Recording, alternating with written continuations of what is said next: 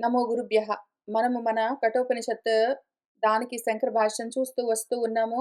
మన శంకర్ల వారు ఉపనిషత్ అంటే ఏమి అని ముందు కొంచెము సంబంధ గ్రంథం ఇచ్చారు. దాన్ని మనం చూసుకుంటూ వచ్చాము. ఇందులో ఉపనిషత్ అంటే ఏమి? ముఖ్యంగా ఉపనిషత్ అంటే ఏదో పుస్తకం కాదు. ఏదో ఒక బుక్ కాదు. అందులో ఉన్న విషయం ఏదున్నదో అది నేర్పిస్తూ ఉన్న ఆ పుస్తకంలో ఉండి నేర్పిస్తూ ఉన్న విద్య ఏదున్నదో దాని పేరు ఉపనిషత్. ఉపనిషత్ అన్న పదానికి విద్య అని అర్థమున్నది అని చూపించారు. ఎందుకు అంటే ఉపనిషత్ అన్న పదం ఎట్లా నిష్పన్నమయింది అంటే సద్ అన్న ధాతువుకు విసరణము, గతి, అవసాదనము అని 3 అర్థాలున్నాయి అని చెప్తూ ఇంకిక్కడి నుంచి మొదలుపెట్టి ఈ 3 అర్థాలతో కూడి మనకు ఈ విద్యలో ఈ కఠోపనిషత్ అన్న విద్యలో మనకు ఏ విధంగా ఆ ఉపదేశం జరుగుతూ ఉన్నది. ఉపనిషత్ అన్న పదంలో ఉప, ని అన్న 2 ఉపసర్గలు పక్కన పెడితే, సత్ అన్న ధాతువుతో ఉన్న 3 అర్థాలతో కూడి ఉన్న ఉపదేశము ఎట్లా జరుగుతూ ఉన్నది అని మనకంతా నేర్పిస్తూ వచ్చారు. మనం దాన్ని కూలంకషంగా మన గురువుగారు నేర్పించినట్టు తెలుసుకుంటూ వచ్చాము. ఇందులో 2 ముఖ్యమైన విషయాలు చూసుకొని ముందుకు వెళ్దాము. ఒకటేమి అంటే, ఉపనిషత్ అంటే కేవలం పుస్తకం మాత్రం కాదు. ఉపనిషత్ అంటే కేవలము పుస్తకం మాత్రం కాదు. అందులో ఉన్న విద్యతో పాటుగా మనము కలిపి చూసుకోవాలి. ఎందుకంటే విద్యను హోల్డింగ్ చేస్తుంది. బుక్ పుస్తకం ఎప్పుడైనా విద్యను హోల్డింగ్ చేస్తుంది. అది ఓన్లీ హోల్డర్. అది ఓన్లీ పాత్ర. కానీ అందులో ఉన్న పదార్థము మనకు ముఖ్యము. ఈ విషయం మనం ఎందుకింత జాగ్రత్తగా మళ్ళీ ఒకసారి జ్ఞాపకం చేసుకుంటున్నామంటే, ఇక్కడ కూర్చున్న వాళ్ళకి ఇటువంటి ఆలోచనలు రావు గానీ, జ్ఞాన మార్గంలో ఉన్న వాళ్ళకు ఈ విధంగా అనిపించదు గానీ, ప్రపంచంలో ఉన్న వాళ్ళకు ఒకటి అనిపిస్తూ ఉంటుంది. మధ్య మధ్యలో మనం వింటూ ఉంటాం. మనకు వినిపిస్తూ ఉంటుంది. మనకనిపించకపోయినా మనకు వినిపిస్తూ ఉంటుంది గాబట్టి, దాన్ని ఒకసారి మనము ఆలోచన చేద్దాము. ప్రపంచంలో, లోకంలో ప్రజలు అప్పుడప్పుడు ఏమనుకుంటూ ఉంటారు, అయ్యయ్యో! ఇంతకుముందు చాలా ఉపనిషత్తులుండేవిట, అన్నీ పోయాయిట, ఇప్పుడు కొన్నే దొరికాయిట, అందులో గూడా ఓ 10 ఉన్నాయిట అని ఏంటో మాట్లాడతారు. పుస్తకాలా పోయేది? పుస్తకాలు పోతే విద్య పోతుందా ఎక్కడైనా? పుస్తకాలు కనిపించకుండా పోయినంత మాత్రాన విద్య లుప్తమైపోదు. జ్ఞానానికి లోపమేమీ ఉండదు. జ్ఞానం ఎట్లా లోపిస్తుంది? అదెప్పుడూ ఉంటుంది. అయితే పుస్తకాలు పోయాయో అని గగ్గోలు పెట్టేవాళ్ళు ఎందుకు పెడతారు అంటే, వాళ్ళు పుస్తకాల్లో ఉన్న జ్ఞానాన్ని పట్టుకోవట్లేదు కాబట్టి, పుస్తకాలు కనుమరుగైపోతాయి. మనకు రామాయణంలో సీత గురించి చెప్తూ ఉన్నప్పుడు, మన హనుమంతుడు సుందరకాండలో చెప్తూ ఉన్న శ్లోకాల్లో ఒక శ్లోకంలో ఏం చదువుకున్నాం మనము? వాల్మీకి మహర్షి మనకేం నేర్పించారు? అభ్యాసం లేక శిథిలమైపోయిన విద్యలాగా ఉన్నది సీత అని చెప్పారు. అభ్యాసం లేకుండా పోవడం చేత శిథిలమైపోయిన విద్య అని చెప్పారు. జ్ఞానం ఎప్పుడు శిథిలమైతుంది? ఎప్పుడు నశిస్తుంది? ఆ పుస్తకాలు గూడా దొరకకుండా ఎప్పుడు పోతాయి అంటే, దాన్ని అభ్యాసం చేసేవాడు, చదువుకునేవాడు లేకపోతే. ఒకవేళ చదువుకునే వాళ్ళు ఉన్నారు అంటే, ఆ పుస్తకాలు అవే ఎదురై వస్తాయి. చదువుకునే వాళ్ళు చదువుకుంటూ ఉంటే రావాల్సిన పుస్తకాలు అవే వస్తాయి. పుస్తకాలెక్కడికి పోవు. పుస్తకంలో ఉన్న విద్య ఎక్కడికి పోదు. మనకు ఆ జ్ఞానము ఎప్పుడూ లోపించదు. అదెప్పుడూ ఉంటుంది. అయితే మనము దాన్ని అభ్యసించడం మానేస్తే మనకు ఎవరెవరు అభ్యాసం చెయ్యరో, ఎవరెవరు అభ్యసించడం మానేశారో వాళ్ళకు అది లేకుండా పోతుంది గానీ, చదువుకునే వాళ్ళకి పుస్తకాలు లేకుండా పోవడం, పుస్తకాల్లో విద్య లేకుండా పోవడం లాంటివి జరగనే జరగదు. నేనే ప్రైమ్ ఎగ్జాంపుల్. నేనే ప్రత్యక్ష ప్రమాణం దానికి. ఎన్ని సార్లు నేనేది చదువుకోవాలనుకుంటే దానికి కావాల్సిన పుస్తకాలు అవే నడుచుకుంటూ వచ్చేస్తాయి కంప్యూటర్‌లో నుంచి నాకు. రకరకాల ప్లేసెస్‌లో నుంచి అడ్డం పడిపోతాయి వచ్చి. ఎన్ని సార్లు నేను చూపించానో మీకట్లా. నాకు జరుగుతుంటే. అట్లా మీకెన్ని సార్లు జరిగిందో ఇక్కడ కూర్చొని నాతో పాటు చదువుకుంటున్న వాళ్ళు, వింటున్న వాళ్ళకి ఎన్ని సార్లు జరిగిందో మీకు పర్సనల్ ఎక్స్‌పీరియన్సెస్ ఆల్రెడీ ఉన్నాయి. అట్లానే ఇది వింటూ ఉన్న వాళ్ళలో గూడా జరిగి ఉండిండొచ్చు. కాబట్టి పుస్తకం మాత్రమే ఉపనిషత్తు గాదు. విద్య ఉపనిషత్తంటే. ఆ విద్యను ఎవరు అభ్యాసం చేస్తూ ఉన్నారో వాళ్ళకి ఆ పుస్తకాలు దొరుకుతూనే ఉంటాయి. కాబట్టి జ్ఞానానికి లోపమేమీ లేదు. జ్ఞానం కావాలి అన్న బుద్ధి లోపించి ఉండొచ్చు. వాళ్లకు అవి నశించి ఉండొచ్చు. కాబట్టి బయట ప్రపంచంలో ఎవరైనా ఎక్కడైనా టీవీల్లో గాని, వేరే చోట్ల గాని, అయ్యయ్యో! పుస్తకాలు పోయాయంటే, ఉపనిషత్తులన్నీ పోయాయట అంటే నాకు ఇంకా ఆగకుండా వస్తుంది నవ్వు. నీకు పోయి ఉంటాయిరా. నువ్వు చదువుకోవట్లేదు గాబట్టి నీకు లోపించి ఉంటాయవి. నీకు కనపడకుండా పోయుండొచ్చు. నువ్వు చదువుకో అవే వస్తాయి. నడుచుకుంటూ, పరిగెత్తుకుంటూ, ఎగురుకుంటూ వస్తాయి. మామూలుగా గూడా గాదు అని చెప్పాలనిపిస్తుంది. సరే కాబట్టి అదొక విషయము. అందుకని మనం ఏం చెయ్యాలి? అభ్యాసాన్ని వదిలిపెట్టకుండా అభ్యసిస్తూ వెళ్తూ ఉన్నాము అంటే జ్ఞానము మనలో వ్యాపిస్తూనే ఉంటుంది. ఇంకా అడ్డు అదుపు లేకుండా ఆకాశ గంగా ప్రవాహంలాగా. అందుకని ఎక్కడ గూడా మనము అభ్యాసానికి కొదవ రానివ్వరాదు. రెండో విషయం ఏమి అంటే, ఇక్కడ ముఖ్యంగా కొన్ని ఉండాలి అని చెప్తూ వచ్చారు. సద్ అన్న ధాతువుకు ఇన్ని అర్థాలున్నాయి కాబట్టి, ఈ విధంగా ఈ పదము నిష్పన్నమయ్యింది అని అదంతా ఎక్స్‌ప్లెయిన్ చేసిన తర్వాత, ఇంతకీ ఈ విద్య ఎవరి కోసము? ఇంతకీ వాళ్ళు పుస్తకాలు పోయాయన్న వాళ్ళు, వాళ్ళకు కలగవలసిన అనర్థం కలుగుతూనే ఉంటుంది. ఎందుకు అంటే వాళ్ళు అర్థం చేసుకోవడం సరిగ్గా లేదు గాబట్టి. అయితే కానీ ఈ విద్య ఎవరికి కలుగుతుంది? అంటే అభ్యాసం చేసే వాళ్ళకని చెప్పుకున్నాం గదా! ఎవరైతే అభ్యసిస్తున్నారో వాళ్ళకి ఆ విద్య ఎప్పుడూ ఉంటుంది. కాబట్టి ఉపనిషత్తులు ఎప్పుడూ ఉంటాయి వాళ్ళకని చెప్పుకున్నాం గదా! ఆ విద్యని అభ్యాసం చేస్తున్న వాళ్ళెవరు? అని ఇక్కడ ఒక లిస్ట్ ఇచ్చారు. ఒక 6 లక్షణాలు వాళ్ళలో ఉంటాయి. ఏవి అని మళ్ళీ ఒకసారి చూద్దాము. ఇదిగో వక్షమాన లక్షణాలతో ఉన్న విద్య అంటే ఉపనిషత్ అన్న శబ్దంతో చెప్పబడుతున్నదేదున్నదో, దాన్ని పొందేవాళ్ళు ఎవరు అంటే, ఒకటి వాళ్ళకు ముముక్షుత్వం ఉండాలి. ముముక్ష అంటే మోక్షం గురించిన ఇచ్చ ఉండాలి. వాళ్ళకి మోక్షం గావాలన్న ఇష్టమేం లేదు అంటే, దాని గురించిన ప్రయత్నం ఉండదు గాబట్టి, అభ్యాసం ఉండదు గాబట్టి, వాళ్ళకు ఆ ఆత్మ విద్య లుప్తమైపోతుంది. పుస్తకాలు గూడా దొరకవు కనీసం. కానీ వాళ్ళకు ఒకవేళ మోక్ష ఇచ్చ ఉన్నది అంటే పుస్తకాలు అవే పరిగెత్తుకుంటొస్తాయి. పుస్తకాల్లో విద్యను మోసుకుంటూ పరిగెత్తుకుంటూ వస్తాయి మనం ఎదురుకు. కాబట్టి ముముక్షుత్వం ఒకటి ఉండాలి. రెండోది దృష్ట అనుశ్రవిక విషయ వితృష్ణ ఉండాలంటే వైరాగ్యం ఉండాలి. వైరాగ్యం లేదనుకోండి, మోక్షం గావాలనే ఇంట్రెస్ట్ ఉన్నది. కానీ మాత్రం ప్రపంచాన్ని వదిలిపెట్టే ఉద్దేశం లేదంటే వాడికి కూడా విద్య దొరకదు, పుస్తకాలు దొరకవు. వాడికి గూడా ఈ ఉపనిషత్తు దొరకదు, ఆ ఉపనిషత్తు దొరకదు. ఉపనిషత్తు అన్న పుస్తకము దొరకదు. ఉపనిషత్తులో చెప్పిన ఉపనిషత్తు ఏదైతే విద్య ఉన్నదో ఆత్మ విద్య అది దొరకదు. వైరాగ్యం లేకపోతే ఈ పుస్తకాలు ఉండి ఉపయోగం లేదు. కాబట్టి ముముక్షుత్వం ఒకటి కావాలి. మోక్షం కావాలన్న ఇచ్చ కావాలి. అట్లనే వైరాగ్యం కావాలి 2. మూడోది అది తెలుసుకోవాలి అన్న జిజ్ఞాస కావాలి. ఆ విద్యాం ఉపసద్య, ఉపగమ్య వాడు దగ్గరికి జరగాలి. అది కావాలి, కావాలి, కావాలి అని. విద్య దగ్గరికి వెళ్ళిపోతూ ఉండాలి. ఎవడు వెళ్తాడట్లా? జిజ్ఞాస ఉన్నవాళ్ళు వెళ్తారు. కాబట్టి జిజ్ఞాస కావాలి. ముముక్షుత్వం 1, వైరాగ్యం 2, జిజ్ఞాస 3. తెలుసుకోవాలి అన్న ఉత్సాహం ఉండాలి. ఆ ఉత్సాహం ఒక్కటే ఉంటే సరిపోదు. వైరాగ్యం గూడా గావాలి, మోక్షం కావాలన్న ఇచ్చ గూడా ఉండాలి 3. నాలుగోది నిష్ఠ కావాలి. అంతటి శ్రద్ధ కావాలి. అందులోనే నిశ్చయంగా కూర్చోగలగాలి. అంతటి నిష్ఠ కావాలి. బ్రహ్మనిష్ఠ, జ్ఞాననిష్ఠ కావాలి. ఐదోది నిశ్చయాత్మిక బుద్ధి కావాలి తప్పనిసరి. నిశ్చయాత్మిక బుద్ధి ఏకా ఇహ కురునందన.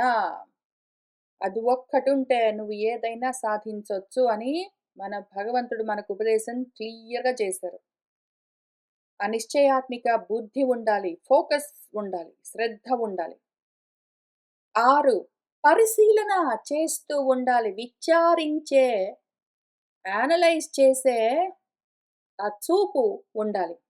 అనాలిసిస్ చేస్తూ ఉండాలి.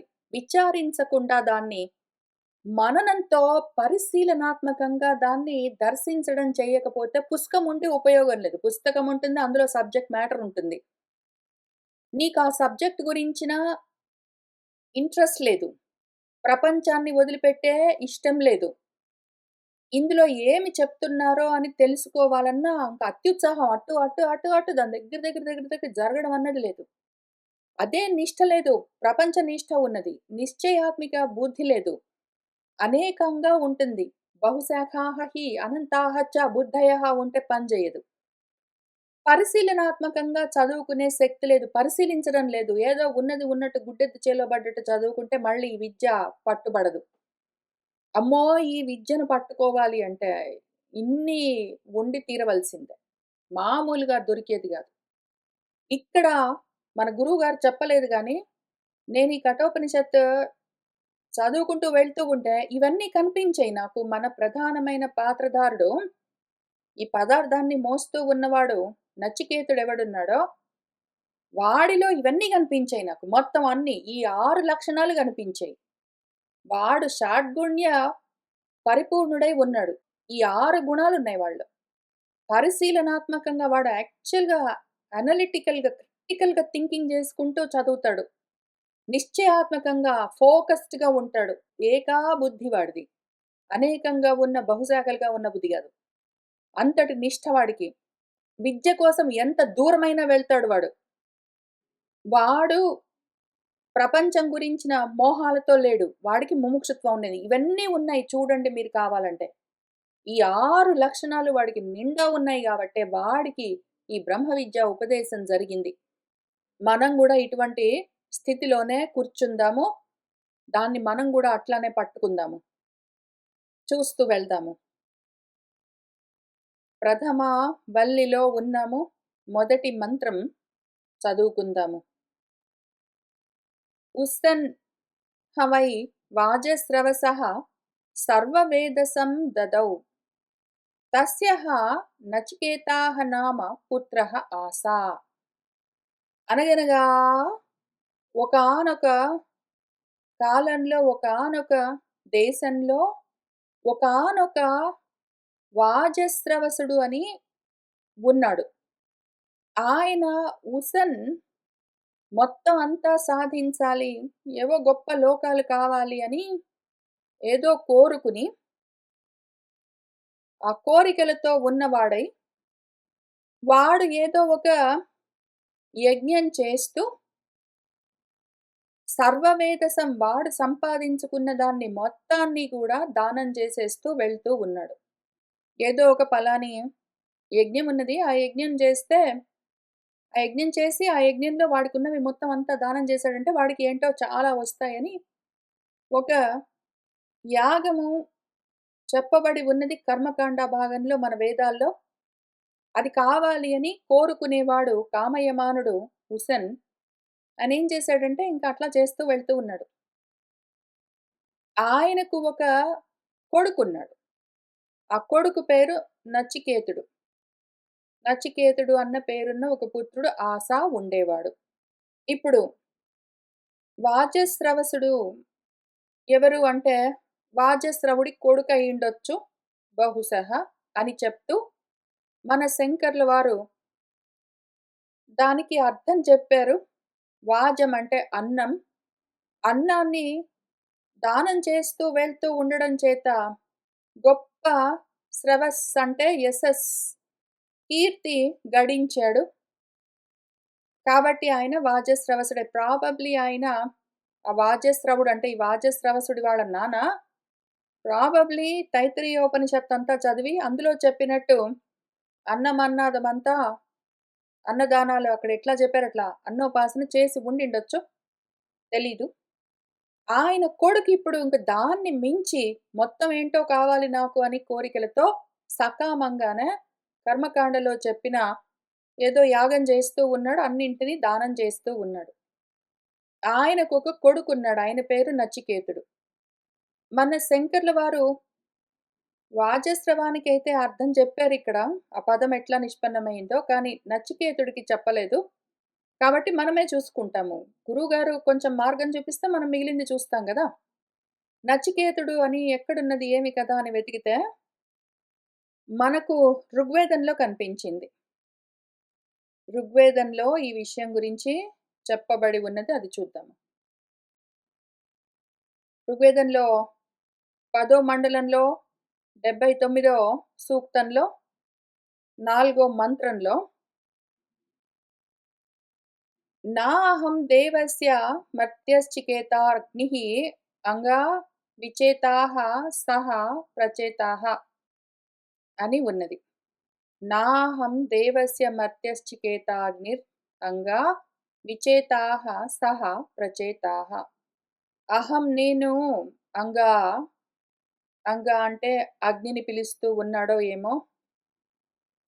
అంగా ఓ అగ్ని, అహం నేను దేవస్య దేవతల గురించి ఎరిగిన వాణ్ణి కాదు.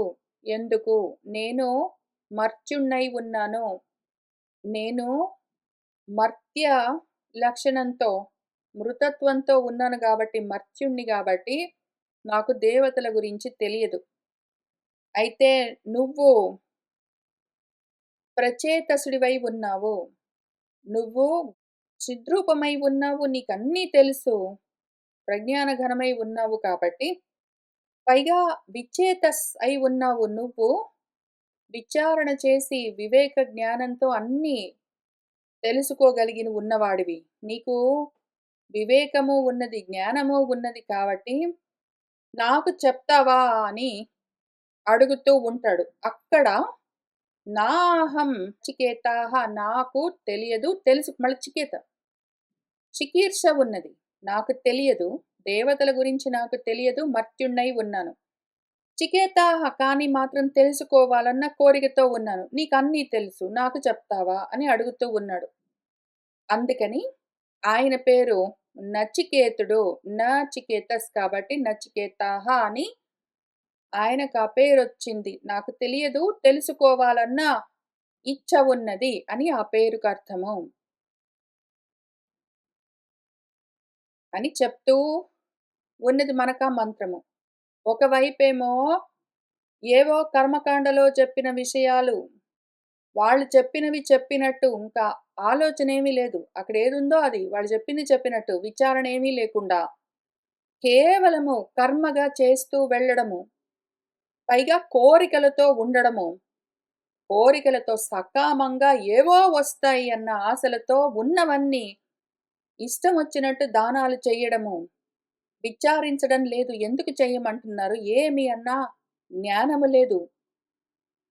అటువంటి వాడు ఒకవైపు, నాకు తెలియదు, తెలుసుకోవాలి అన్న జిజ్ఞాస ఉన్నది. ఎందుకు అంటే నువ్వు వివేకంతో విభాగం చేసి చూపించి తెలుసుకుని చెప్పగలిగిన వాడివి. కాబట్టి నాకు చెప్పు అని జిజ్ఞాసతో ఉన్నవాడు. ఏవో కావాలి అని సకామంగా కోరుకోవడం కాదు. జ్ఞానమే కావాలని కోరుకుంటూ ఉన్నవాడు నచికేతుడు. కాబట్టి ఇటువైపు బ్రహ్మ మార్గంలో ఉన్న నచికేతుడు, ఇటువైపు కర్మ మార్గంలో ఉన్న వాజస్రవసుడు. ఇటువైపు కర్మకాండ గురించి ఏ విధంగా వేదాల్ని పెట్టుకుని అర్థం చేసుకుంటూ ఏమి సాధిస్తారు, ఏమైపోతారు అని. ఇటువైపు అవే వేదాల్ని పెట్టుకుని జ్ఞానంతో సాధించేది ఏమి అని. మనకు 2 వైపుల నుంచి 2 పాత్రలుగా ఒక తండ్రి, ఒక కొడుగ్గా చూపిస్తూ, నేర్పిస్తూ ఉన్నది మనకు ఈ ఉపనిషత్తు. ఇప్పుడు అందులోకి వెళ్దాము. మన శంకర్ల వారి భాష్యం చూస్తూ దాన్ని అర్థం చేసుకుందాం ఈ మంత్రాన్ని. తత్ర ఆఖ్యాయిక విద్యాస్తుత్యర్థ. ఈ కథ ఎందుకు చెప్తూ ఉన్నారు? అనగనగా ఒక వాజస్రవసుడున్నాడు. ఆయనకు ఒక కొడుకున్నాడు. ఈయనేమో వాజస్రవసుడు ఏవో కోరికలతో ఉండి మొత్తాన్ని దానమంతా చేస్తూ ఉన్నాడు అని ఎందుకు చెప్తూ ఉన్నారు అంటే, ఇక్కడ చెప్పబోతూ ఉన్న బ్రహ్మ విద్య, ఆత్మ విద్య ఏదున్నదో దాన్ని స్తుతి చేస్తూ, అందుకోసం ఇది కథగా చెప్తూ మొదలుపెట్టారు. ఇంకా ఉస్సన్ అంటే కామయమానః కోరికలతో ఉన్నవాడు. వై ఇతి వృత్తార్థ స్మరణార్థౌ నిపాతౌ. వ అని ఎందుకు చెప్పారు అంటే వృత్తార్థం, ఈ వృత్తం చెప్తున్నారు కదా, వృత్తాంతం కథ. దాన్ని స్మరిస్తూ అనగనగా once upon a time there was a అని మొదలు పెడుతూ ఉన్నారు. వాజం అన్నం. వాజం అంటే అన్నం. వాజస్రవసుల్లో వాజం అంటే అన్నం. తద్దానాది నిమిత్తం స్రవః యసః యస్య సః వాజస్రవాః రూఢితః వా. ఈ అన్నాన్ని దానం చేయడం వల్ల ఆ నిమిత్తంగా గొప్ప స్రవస్సు అంటే యశస్సు ఎవరికి వచ్చిందో అటువంటి వాడు వాజస్రవసుడు. వాజస్రవసుడు అని ఆయనకెందుకు పేరు? వాజస్రవాహ అని ఆయనకెందుకు పేరు అంటే, గొప్పగా అన్నదానాలు చేస్తూ ఉన్నాడు అని బాగా పేరు తెచ్చుకున్నాడు కాబట్టి ఆయన పేరు వాజస్రవుడు అయ్యుండొచ్చు. లేదా అసలు ఆయన పేరే వాజస్రవుడు అయ్యుండొచ్చు. ఆయన నిజంగా గూడా అన్నదానాలు చేయడం వల్ల ఆయనకు ఆ పేరొచ్చుండొచ్చు. లేదా వాళ్ళ నాన్న వాళ్ళే ఆ పేరు పెట్టిండొచ్చు. ఏదో ఒకటి ఆయనకు వాజస్రవాహ అని పేరున్నది. తస్య అపత్యం వాజస్రవసః కిల. ఆయన కొడుకు వాజస్రవసుడు. వాజస్రవుడి కొడుకు వాజస్రవసుడు. అంటే మన నచికేతుడికి నాన్న పేరు వాజస్రవసుడు. నచికేతుడి తాతగారి పేరు వాజస్రవుడు అయ్యుండొచ్చు. ఇలా ఉండేదిట. ఆయన మరి ఒకానొకప్పుడు విశ్వజిత సర్వమేధేన ఈజే. విశ్వజిత్ అని ఒక యాగం ఉందిట. కర్మకాండ భాగంలో మన వేదాల్లో విశ్వాన్ని మొత్తం సర్వాన్ని జయించొచ్చు అని ఒక యాగం ఉన్నది. అందులో చెప్పిన విధంగా ఆ యాగాన్ని చేస్తే అన్నీ వస్తాయిట. కాబట్టి ఆయన సర్వమేధేన సర్వము మేధము మొత్తము ఉపసంహారం చేయడం. అశ్వమేధము, నరమేధము లాగా సర్వమేధము. అన్నింటిని బలి ఇస్తే అంటే అన్నింటిని దానం చేసుకుంటూ వెళ్ళిపోతే బలి అంటే దానం అని అర్థం. దక్షిణగా ఇచ్చేయడం. అట్లా ఇచ్చేసుకుంటూ చేస్తూ పోతూ ఉన్నాడు. ఎందుకు అంటే తత్ఫలం ఒకటున్నది.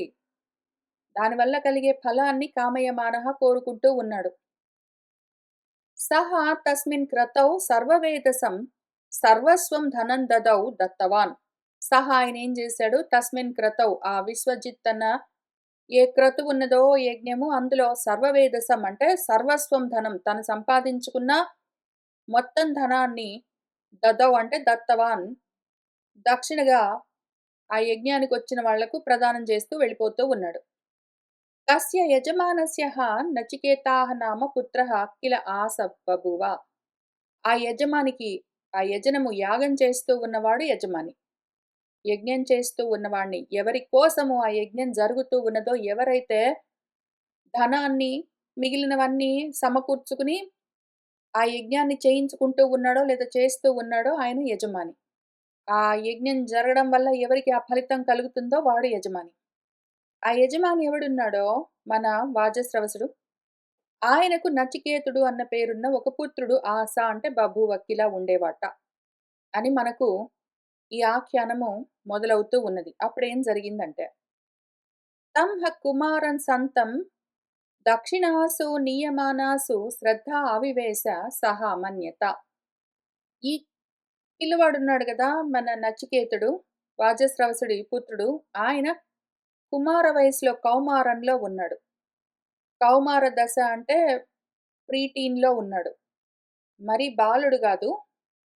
అయితే మరీ యవ్వనంలో లేడు, వృద్ధుడు గూడా గాదు. ఆయన కౌమార దశలో ఉన్నాడు.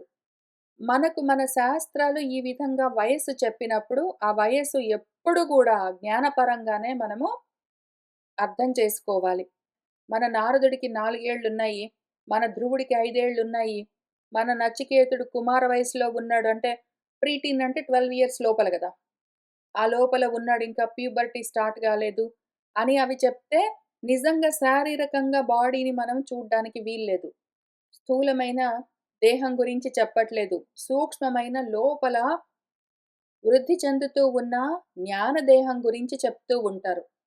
ఇక్కడ మన నచికేతుడు జ్ఞాన వృద్ధుడు కాలేదింకా. అందుకనే ఆయన నాకు తెలీదండి, తెలుసుకోవాలని ఉన్నదండి అని ఆ పేరుతో ఉన్నాడు. నచికేతసుడై ఉన్నాడు.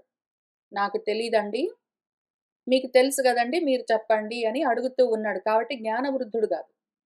యవ్వనంలో గూడా లేదు.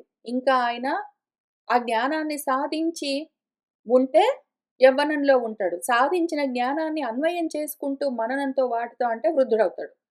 పూర్తి వృద్ధి సాధించాడని అర్థం. ఇక్కడ యవ్వనం గూడా లేదు. ఇంకా ఆయనకు ఆ జ్ఞానం కలగలేదు. కానీ కావాలి అన్న ఇచ్చ ఉన్నది. బాలలు అయితే మాత్రము బాల్యావస్థలో ఉంటే ఆ జ్ఞానం కావాలి అన్న ఐడియా గూడా రాదు.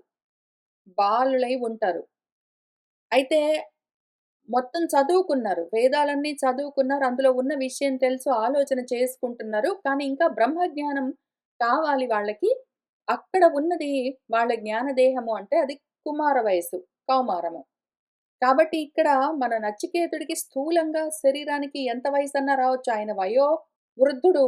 ఆయన వయస్సు పరంగా ఎంతటి వాడైనా కావచ్చు గానీ, ఆయన ఆయుష్ ఎంతన్నా ఉండొచ్చు గానీ, ఆయన లోపల జ్ఞానదేహం మాత్రము కౌమార దశలో ఉన్నది. అంటే మరీ బాలుడు గాదు. అయితే యవ్వనంలోనో, జ్ఞాన వృద్ధిలోనో లేడింకా. అక్కడికి వెళ్ళాలి, వెళ్తాడు. ఇప్పుడు ఆ కుమారం సంతం అటువంటి ఇంకా జ్ఞానము పూర్తిగా వికసించలేదాయనకి. ఆయనకి పూర్తిగా బ్రహ్మ జ్ఞానం కలగలేదు. కానీ మాత్రము ఆలోచన ఉన్నది. క్రిటికల్‌గా ఆలోచన చేసే శక్తి ఉన్నది. అందుకనే ఆయనకు ఈ శీలన ఉన్నది. పరిశీలనాత్మకంగా ఎందుకున్నాయి ఆ మంత్రాలు? ఎందుకంటే ఆయన కూడా చదువుకున్నాడు. వేదాలన్నీ చదువుకున్నాడు. ఆయనకు కూడా తెలుసు.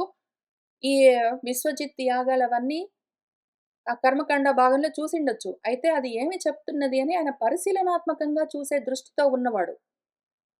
అందుకని ఆయనేం చేశాడు, వాళ్ళ నాన్న ఇంకా ముందు వెనకాల ఆలోచన లేదు, పరిశీలన లేదు. కోరికలున్నాయి అంతే. కోరికలతో ఇది చెయ్యి అంటే చేసేయడం ఇంగంతే. కోరికలతో ఇది చెయ్యి నువ్వు నీకిదొస్తుందంటే చేసుకుంటూ వెళ్ళిపోవడమే. ఆలోచించేదేమీలే. అట్లా ఉన్న వాళ్ళ నాన్న ఏవో దక్షిణలన్నీ ఇస్తూ ఉన్నాడు. ఆ విధంగా నియమానాసు ఆ దక్షిణలుగా ఆయన దగ్గర ఉన్న గోధనాన్ని తీసుకొనొస్తూ ఉంటే చూసాడు. ఆయనకు ఆ మంత్రాలు తెలుసు. మంత్రాల్లో చెప్తూ ఉన్న విషయము ఏమి అని అర్థమవుతూ ఉన్నది. కాబట్టి శ్రద్ధగా ఆలోచన చేస్తూ ఉన్నాడాయన ఫోకస్డ్‌గా. శ్రద్ధ ఉన్నది. కాబట్టి ఆయనలో ఇంకొక లక్షణం ఏది మనకు? పరిశీలనం అయిన తర్వాత నిశ్చయాత్మిక బుద్ధి. ఫోకస్డ్‌గా ఆలోచన శ్రద్ధ చేసుకుంటున్నాడాయన. ఆయన శ్రద్ధగా ఆలోచన చేస్తూ ఉన్నాడు. అమన్యత మననం చేస్తూ ఉన్నాడాయన. విచారిస్తూ ఉన్నాడు. విచారణ చేస్తూ ఉన్నాడు. ఆయన శ్రద్ధతో ఉన్నాడు. శ్రద్ధ ఆవేశించింది ఆయనలోకి. పూర్తిగా ప్రవేశించి ఉన్నది అని అర్థము. శ్రద్ధ మళ్ళీ 3 రకాలుగా ఉంటుంది. ఒకటి శాస్త్రం పైన విశ్వాసము. వేదాలు చెప్తూ ఉన్నది మన కోసమే చెప్తూ ఉన్నది అని ఆస్తిక్య బుద్ధి ఏదున్నదో శాస్త్రపరంగా అది శాస్త్రపరమైన విశ్వాసము. అది శ్రద్ధ. రెండోది చెప్తూ ఉన్న గురువుల పైన కూడా విశ్వాసం ఉండాలి. నా హితము చెప్తూ ఉన్నారు గురువులు అని ఆ ఆస్తిక్య బుద్ధి ఉండాలి. మూడోది ఆత్మవిశ్వాసం గూడా ఉండాలి. శాస్త్రాల పైన విశ్వాసం ఉన్నది, గురువుల పైన విశ్వాసం ఉన్నది గానీ, నా మీద నాకు విశ్వాసం లేదనుకోండి. శాస్త్రాలు "ఒరేయ్! అది నువ్వే అయి ఉన్నావురా! నువ్వు చేయగలవురా! అందరూ చేయగలరు. ఇది బ్రహ్మ విద్య. ప్రతివాడు బ్రహ్మమై ఉన్నాడు. వాడి గురించి వాడికి తెలియకుండా పోతుందా? ప్రయత్నం చెయ్యండి" అని గురువులు చెప్తారు, శాస్త్రాలు చెప్తాయి. వాళ్ళకు గురువుల మీద నమ్మకముంది, శాస్త్రాల మీద నమ్మకముంది. రెండింటిని విశ్వసిస్తారు. కానీ వాళ్ళ మీద వాళ్ళకి విశ్వాసం లేదు. నేను చేయగలనా? నా వల్ల అవుతుందా? నువ్వంటే చెప్తావు గానీ, అబ్బే! నేను చేయలేను. నాకు చేత గాదు. నాకు అర్థం గాదు. నాకు తెలియట్లేదు. నాకు జ్ఞాపకం ఉండదు. నేను మర్చిపోతూ ఉంటాను అని వాడి మీద వాడికి శ్రద్ధ లేకపోతే, విశ్వాసం లేకపోతే వాడేమి సాధిస్తాడు? విశ్వాసం అంటే కేవలం పుస్తకాల మీద గాదు. విశ్వాసం అంటే కేవలం చెప్పే గురువుల మీద గాదు. విశ్వాసం వాడి మీద వాడికి గూడా ఉండాలి పాపం. మనవాడికి 3 రకాల విశ్వాసాలు ఆవేశించి ఉన్నాయి. లోపలంతా నిండి ఉన్నాయి. కాబట్టి ఇప్పుడు వాడికెన్నున్నాయి? పరిశీలనాత్మకంగా విచారణ చేసే మనన శక్తి ఉంది. నిశ్చయాత్మకంగా ఫోకస్ చేసే శ్రద్ధ ఉన్నది. ఆ నిష్ఠ ఉన్నది వాడికి. కాబట్టి వాడింక ఆలోచన మొదలుబెట్టాడు. వాడు అమన్యత ఆలోచిస్తున్నాడు. ఏమి మా నాన్న చేస్తున్న పని ఇది అని. ఏం జరుగుతుంది? దీని పరిణామం ఏమి అని. తంహ నచికేతసం కుమారం ప్రథమ వయసం సంతం అప్రాప్త జనన శక్తిం బాలం ఏవ శ్రద్ధా ఆస్తిక్య బుద్ధిః పితుః హితకామ ప్రయుక్త ఆవివేశ ప్రవిష్టవతి.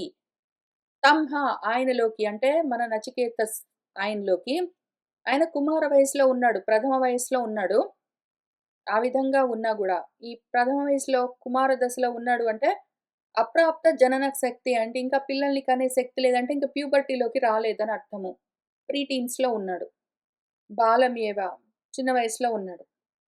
ఆయనకు శ్రద్ధ అంటే ఆస్తిక్య బుద్ధి, విశ్వాసమున్నది. ఆయన అటువంటి వాడు పితుః హితకామ ప్రయుక్త ఆయనలో తండ్రికి హితం కలగాలి అన్న ఆలోచన ఆవేశించింది. తస్మిన్ కాలః ఇతి ఏ సమయంలో ఆయనలో ఇటువంటి ఆలోచన కలిగింది అని ప్రశ్న వస్తే ఆహా! చెప్తూ ఉన్నారు మన ఋషులు ఈ మంత్రంలో. ఋత్విక్భ్యః సదస్యేభ్యః చ దక్షిణాసు నీయమానాసు విభాగేన ఉపనీయమానాసు దక్షిణార్థాసు గోషు సహ ఆవిష్ట శ్రద్ధః నచికేతాః అమన్యత. ఋత్విక్కుల కోసము, సదస్యుల కోసము దక్షిణలను తీసుకుని వస్తూ ఉంటే, విభాగేన ఉపనీయమానాసు ఎవరెవరికి ఏ ఏ గోవులు దానంగా ఇవ్వాలి దక్షిణగా అని ఆ దక్షిణార్థంగా గోవులను నడిపించుకుంటూ వస్తూ ఉంటే, సహా ఆయన ఆవిష్ట శ్రద్ధః శ్రద్ధ కలిగింది ఆయనలో, ఫోకస్ చేశాడాయన. ఆలోచన చేస్తూ ఉన్నాడు నచికేతసుడు అమన్యత. మననం చేస్తూ ఉన్నాడు. మనసు పెట్టి ఆలోచన చేస్తూ ఉన్నాడు. ఏం ఆలోచన చేస్తూ ఉన్నాడు కథం ఇతి అంటే ఉచ్యతే చెప్తూ ఉన్నారు. ఇంకా ఆయన చేస్తూ ఉన్న ఆలోచన ఏమి? ఆ తర్వాత ఏం జరిగింది అని మనము వచ్చే వారం కలిసి కూర్చొని చదువుకుంటూ ముందుకు వెళ్దాము. ఇవాల్టికి ఇక్కడికి ఆపుతాను. శుభం భవతు.